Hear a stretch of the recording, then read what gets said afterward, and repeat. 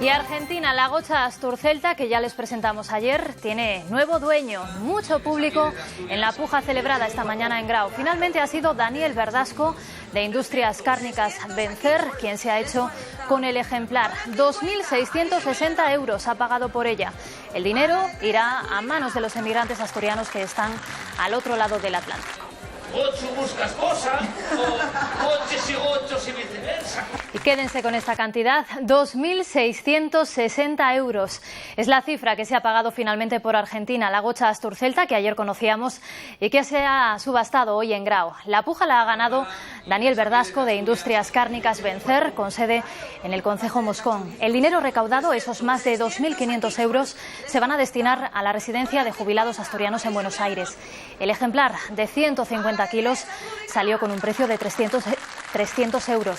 Una veintena de hosteleros y carniceros participaron en esa puja que estuvo muy concurrida.